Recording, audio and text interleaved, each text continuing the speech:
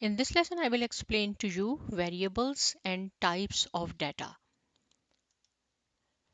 Here I have made a chart for you. This is the variables. We have discussed variable in the last lesson as well. The name indicates whose values varies is called the variable. So variable is divided into two categories. One is called the quantitative variable, other is called the qualitative variable. Now, what is the difference between quantitative and qualitative variable?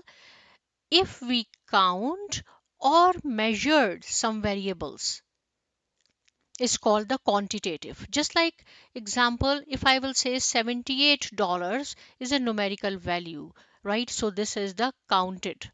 If I will say height is 5 feet and 4 inches, so this is quantitative. Weight of the suitcase is suppose 22.3 kg. That is weight. Temperature suppose minus 5 degrees Celsius. So if we count or if we measure the variables, these are called quantitative variables. On the other hand, qualitative variables distinct categories according to some attribute. Just like gender, right? If I will write down male and female, these are the categories. And it is not necessary that I have to write down female first and then male. There is no ranking required. I can write down M and F. Just like if I will write down geographic location, east, west, north, south. So these are the categories. It's called the qualitative variable.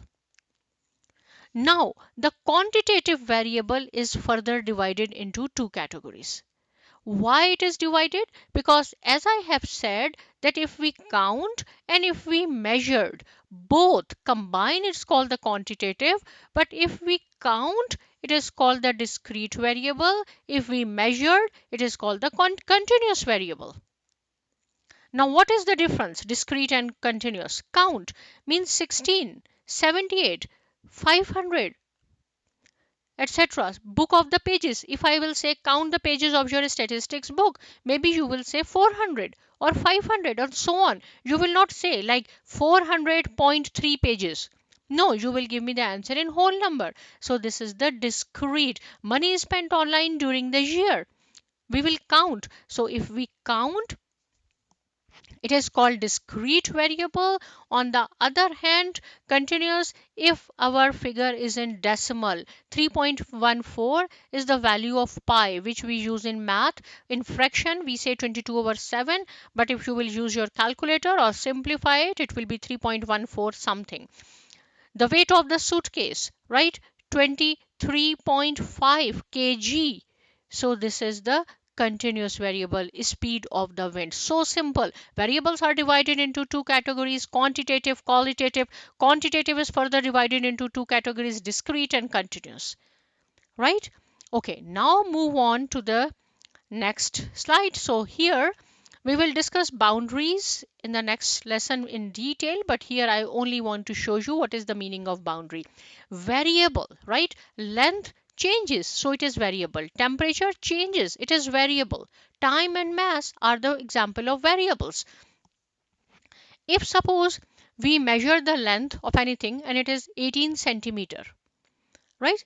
It happens in math sometimes we round up or we round down our answer. So boundaries mean the lower boundary or the upper boundary. Okay, whatever here I said the length of anything is suppose 18 centimeter. So in order to find out the lower boundary, you have to subtract zero point 0.5 here. It will be 17.5 and add for upper boundary you have to add 0.5 here, it will be 18.5. Now what is the meaning of this? This is called the lower boundary, this is the upper boundary. It means if suppose we are measuring the length of anything and it is 17.5 or 17.6 or 17.7, we will round up and we will say it is 18 centimeter. Up to 18.5. If it is 18.5 or 18.4, 18.3, we will round down and we will say it is equal to 18 centimeter. So this is the concept of boundary. Here is, if I say what is temperature today, you will say, okay, 76 degree Fahrenheit. But if I will say what is the lower boundary, when you will round up, zero point 0.5 you have to subtract, it will be 75.5. So if it is 75.5, 75.6, 75.7, so on, you will round up and you will say 76. Up to 76.5. You have to, for lower boundary, you have to subtract zero point 0.5. For upper boundary, you have to add zero point 0.5. Same thing for time and mass. And now I will show you that I have already filled the last column. So this is the concept of boundary. This is the first one is called the lower boundary, and this is the upper boundary. Right? Okay. Now, how variables are categorized?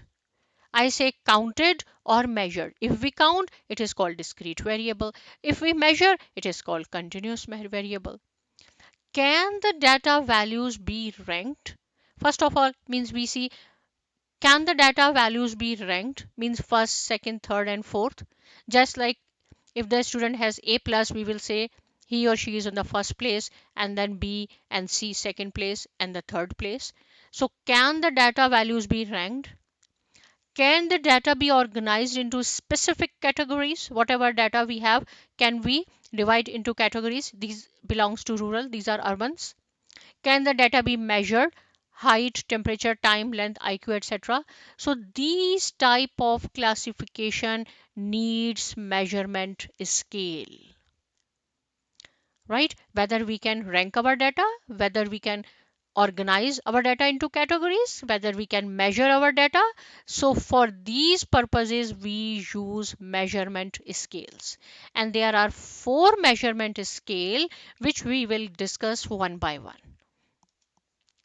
So our first measurement scale is nominal, right? And nominal is the very simple and easiest one. These are simply ways to categorize different types of variables. So categorical names, in nominal, we have only categorical names, no ranking required. Now, what is the meaning of this no ranking required? Just like here, take the example of a male and female. These are the categories. But I am not saying that this is number 1 or this is number 2. I can write down female here and M here. If I will write down the colors brown, green, red, yellow, white, and whatever, I cannot say green is number 1, this is number 2. No, no ranking required, only categories. If you will see only categories name and there is no ranking required, so you will say that this is the nominal scale. Now, if you will read it, same thing I have written what I have explained. No ranking or no order. Where do you live? North of equator, south of equator? Neither, right? So if you will write down C here, B here, A here, does not matter. So nominal is the simplest one, and this is the first measurement scale. Our second measurement scale is ordinal. Now, what is the difference between ordinal and nominal? I will show you here. See, nominal, and now we are learning ordinal. So in ordinal, as we go ahead, each and every measurement scale has the previous categories plus their own categories. So nominal, only we want categories, no ranking required. So in ordinal, we need categories. This is the same property which nominal has plus its own property, and ordinal property is that ranking is also required. Right, so here ordinal, I have written nominal. So what is the meaning of this ordinal and because we are discussing ordinal, ordinal has the property of nominal plus can be ranked.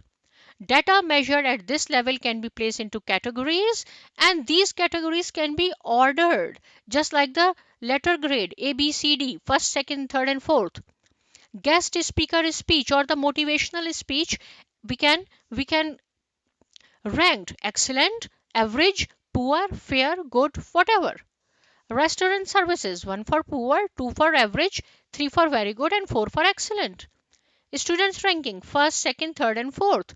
So in nominal, only categories, no need of the ranking. In ordinal, categories plus ranking is also required. Now the third is called the interval. So here I have written interval, which is the third measurement scale, but here I have mentioned ordinal. Now what is the meaning of this ordinal? Again I will write down nominal. We have learned ordinal, interval. So in nominal we have only category. Here we have category plus ranking. So in interval we need category plus ranking plus its own property. As I said, as we will move on to first, second, third and fourth measurement scale, everyone has the previous properties plus own property. So what is intervals own property? Intervals are consistent. So what is the meaning? So that is why I have written here interval ordinal. Ordinal means nominal plus ordinal plus intervals are consistent. Here IQ is score. Meaning meaningful difference. There should be some meaningful difference. If one student score is 107, other is 108. So there is a meaningful difference. We cannot say both are same. There is a meaningful difference. If the temperature is 15 degrees C or 16 degrees C, there is a meaningful difference. If one student said I drove 30 kilometers, other said 40 kilometers, there is a meaningful difference. So this is the interval, right? And the important point of the interval is there is no true zero. No true zero means what? IQ score test do not measure people who have no intelligence. Temperature 0 degrees C does not mean no heat. So there is no true zero where when we are discussing interval. Right, now is the last property.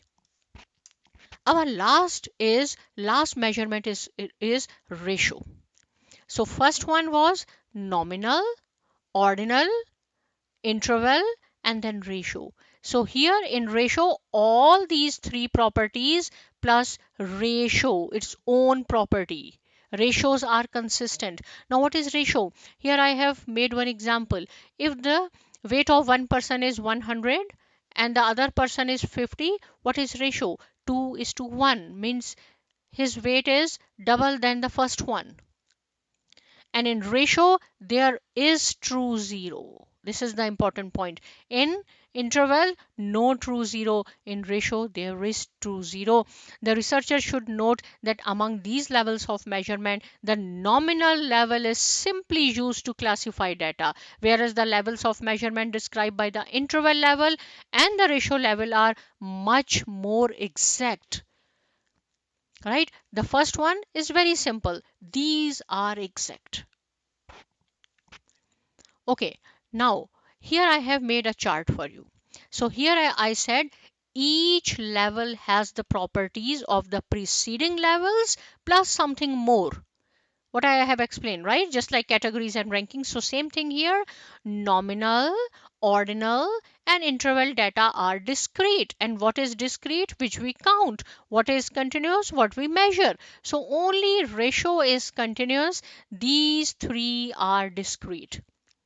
So in ratio is the absolute zero. Interval, what is the property of interval? Distance is meaningful. In ordinal, ranking is required. Nominal attributes are only name. This is the weakest one. Whatever I have explained so far, you can see on this chart. Right, okay, variables and types of data. Here I will write down some variable, then you have to find out whether it belongs to, whether it has the property of nominal, ordinal, interval, ratio and what is the final level.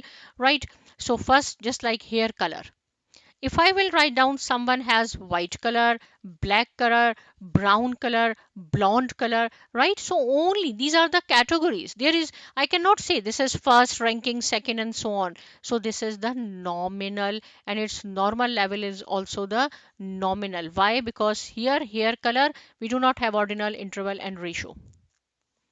Right? So if I will show you, I have already created this. So you can see and play with it and you will learn in this way, right? Just like take the example of this height. nominal, right? If I say 5.2 inches, 5.6, 5.3, so we can rank. If it is 5.9, so it is the first one. An interval, meaningful difference between the heights, and ratio, we can make the ratio, so the normal balance is ratio. So you can go one by one and see, then it will be much more clear to you whatever we have discussed so far. Here I have made some practice problem for you. Now you have to pause this video, read each and every scenario. IQ. IQ comes in which measurement scale? Nominal, ordinal, interval, and the last one is ratio. Temperature of the town, right? Cell phone numbers, number of flowers in the garden. So write down your answers, and then you can tally your answers, because in the next slide I have made all the scales here, right? Okay, then move ahead. Again, you have to pause your video here. Classify each variable as a discrete variable or continuous variable. Discrete means which we count. Continuous means which we measure. The highest wind speed of the hurricane. The weight of the baggage. The number of pages in math book. You have to write down here whether this is discrete, continuous, whatever. When you finished, then yes, I have provided all the answers here. You can tally your answer. When you will involve, then you will learn more. So please practice it. See you in the next lesson, and thank you.